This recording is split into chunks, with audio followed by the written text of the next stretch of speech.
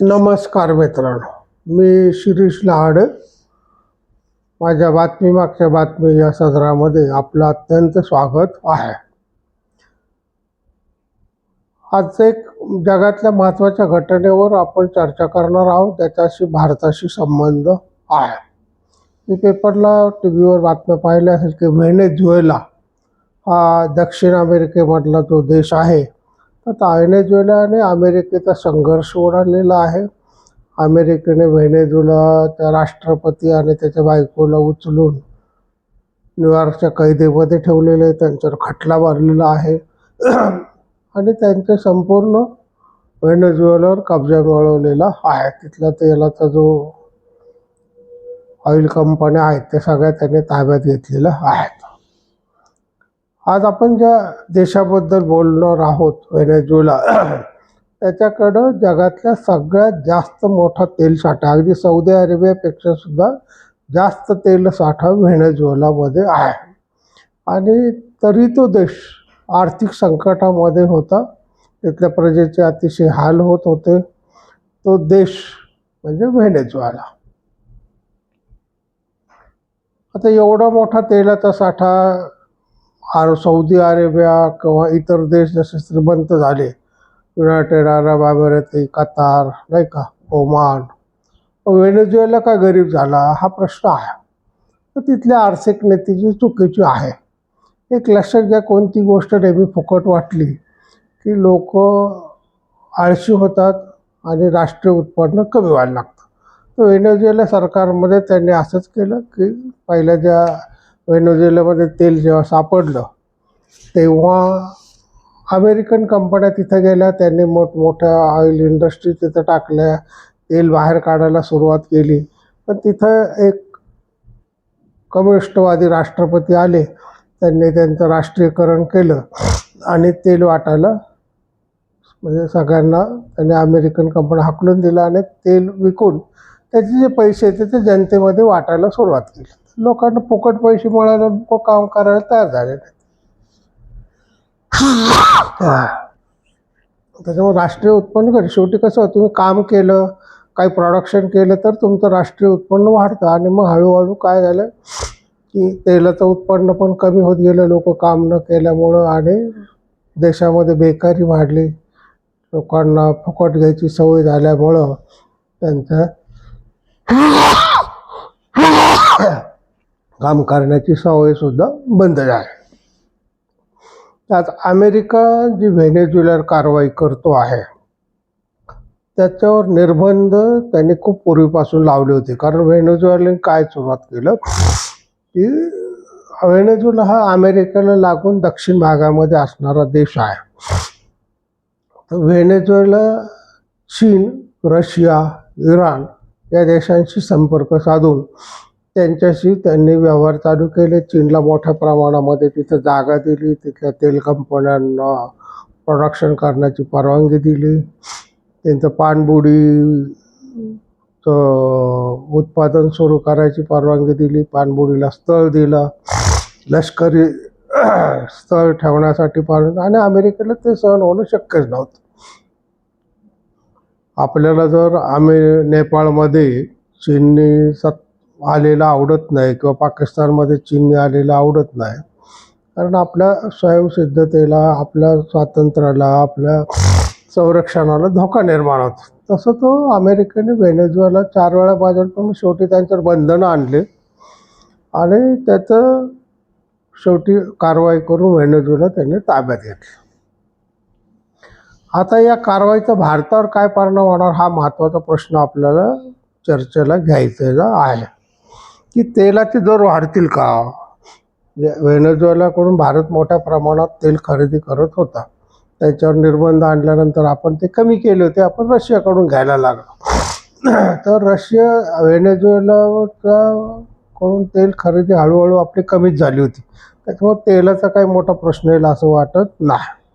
तर तेलाचे दर वाढतील का, कारण व्हेनेझुएलाचं तेल बंद झालं जगभरामध्ये, तर तेलाचे दर वाढतील का, भारत अडचणीत येईल का, किंवा आजचा व्हिडिओ शेवटपर्यंत पहा. कारण संघर्ष 2 देशांचा नाही तर संपूर्ण जगावर परिणाम करणारा आहे त्याचे काय परिणाम होतात ते आपण पाहू. आता व्हेनेझुएला काय आहे, तर व्हेनेझुएला हा दक्षिण अमेरिकेतला देश आहे. सौदी अरेबियापेक्षा मोठा तेल साठा आहे. तिथले लोक सुखात होते, नाही का. तर व्हेनेझुएला त्या नेतृत्वाने घेतलेल्या चुकीच्या निर्णयामुळं आपल्याला व्हेनेझुएलावर अमेरिकेला कारवाई करावी लागली. त्यांनी कारणं दिलेत किंवा तिथं लोकशाहीचे अस्तित्व नव्हतं, तिथल्या लोकांना अध्यक्ष आवडत नव्हता, असे बरेच कारण. खरं कारण जे आहे ते तेल कंपन्या ताब्यात घेणं हे आहे. व्हेनेझुएलातला तेलसाठा ताब्यात घेणं हा अमेरिकेचा मूळ उद्देश आहे. भारत व्हेनेझुएलाच्या संबंधाचा जर आपण विचार केला तर 2000च्या आसपास पर्यंत भारताचे व्हेनेझुएलाशी संबंध होते. पण मोठ्या प्रमाणामध्ये व्हेनेझुएलातून आपण तेल खरेदी करतो, कारण व्हेनेझुएला स्वस्तामध्ये आपल्याला तेल देत होता. रिलायन्स, एस्सार म्हणजे पूर्वीचा एस्सार आणि आता सध्याचा नायरा, ONGC विदेश या भारतीय तेल कंपन्या व्हेनेझुएलामध्ये सक्रिय होत्या. म्हणजे त्यांनी काही स्वतःचे कंपन्या इन्स्टॉल तिथं करून तेल उत्पादन सुरू केलेलं होतं. पण 2019 नंतर अमेरिकेने व्हेनेझुएलावर बंधनं आणली आणि भारताने तेल आयात बंद केली आणि आपले लक्षावधी म्हणजे करोडो अब्जावधी रुपये व्हेनेझुएलामध्ये तेल कंपन्यामध्ये अडकले गेले. आता अमेरिकेने व्हेनेझुएला कारवाई काय केली, नाही का. तर मादुरो म्हणून तिथले जे अध्यक्ष होते व्हेनेझुएलाचे, तर ते सरकार लोकशाही विरोधी आहे असं त्यांचं म्हणणं होतं. मानवाधिकारांचं उल्लंघन करतात असं त्यांचं म्हणणं होतं. त्याच्यानंतर सगळ्यात महत्त्वाचा आरोप होता की व्हेनेझुएलामधून ड्रगची निर्यात अमेरिकेमध्ये चोरट्या मार्गाने केली जाते, त्याच्यामुळं अमेरिकेमध्ये व्यसनाचं प्रमाण वाढलेलं आहे. हे सगळे दिखाऊ आरोप आहेत, पण आहेत. व्हेनेझुएला, चीन, रशिया, इराण या शत्रूंच्या जवळ गेलेलं अमेरिकेला खपलं नाही. चीनला पाणबुडी प्रोजेक्टसाठी त्यांनी जागा दिली.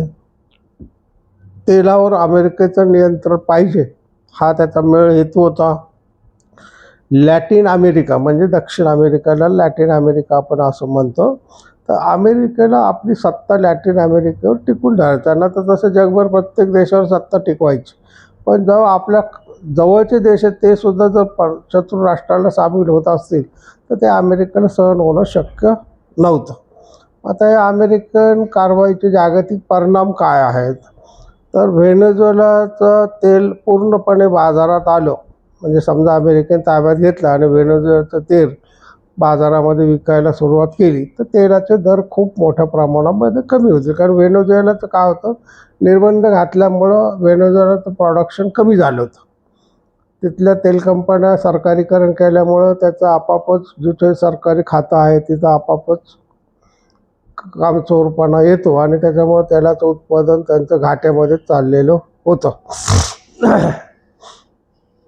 पण जर व्हेनेझुएला युद्धात रूपांतर झालं, म्हणजे व्हेनेझुएलाच्या लोकांनी प्रतिकार केला किंवा रशिया, चीनने व्हेनेझुएला सहाय्य करून अमेरिकेचं युद्धाचं स्वीकारलं, तर मात्र तेलाचे दरवाढ मोठ्या प्रमाणामध्ये होऊ शकतं.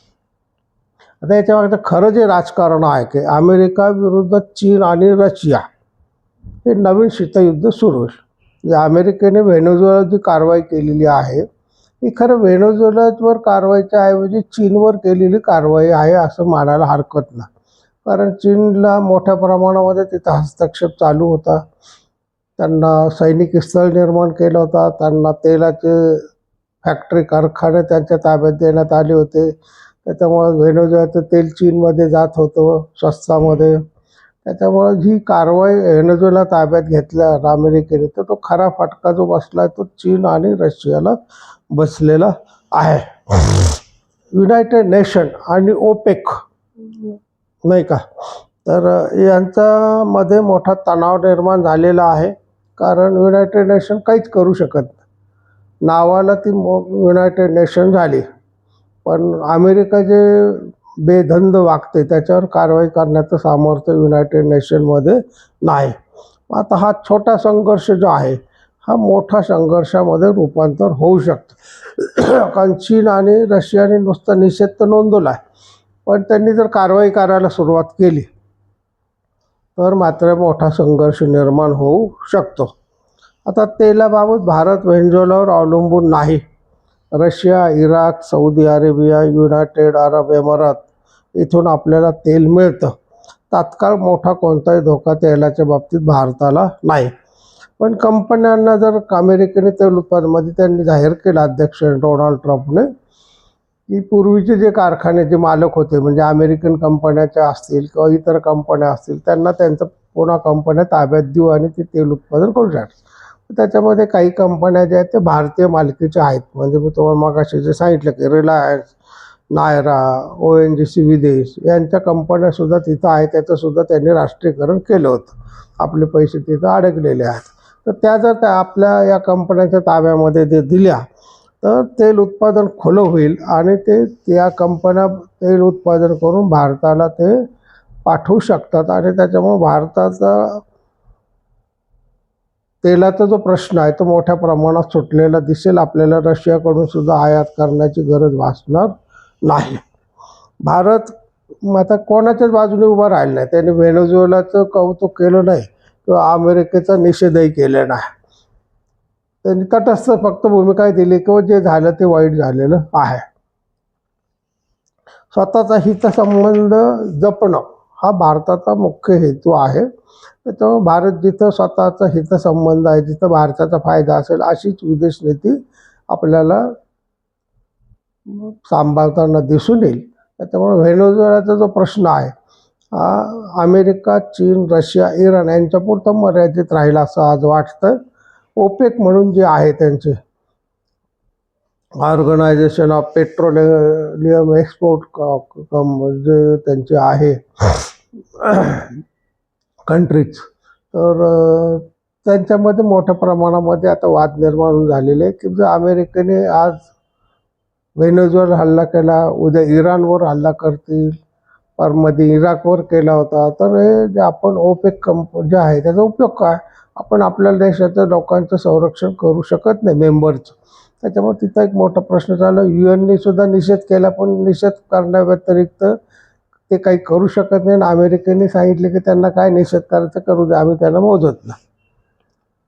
त्याच्यामुळे मोठ्या प्रमाणामध्ये जे निषेध होणं किंवा जागतिक परिणाम होणं, कोणीही मोठ्या प्रमाणामध्ये अमेरिकेचा निषेध केलेला नाही. सगळं जग शांत. म्हणजे ज्याच्या हाती लाठी तो गुराखी असं आपण जे म्हणतो, जिसकी लाठी उसकी भैंस, तसं अमेरिकेचं सध्याचं वागणं आहे आणि जगभर त्याच्यामुळे शांतता आहे. भारताला त्याचा काही परिणाम झालेला नाही, होणारही नाही. पण जर खुलं केलं, काही कंपनी ताब्यात दिल्या तर आपल्यालाच उलट फायदा होऊ शकतो. आज आपण इथे थांबूया. माझ्या YouTube चॅनलला सबस्क्राईब करा, लाईक करा, शेअर करा. रामकृष्ण.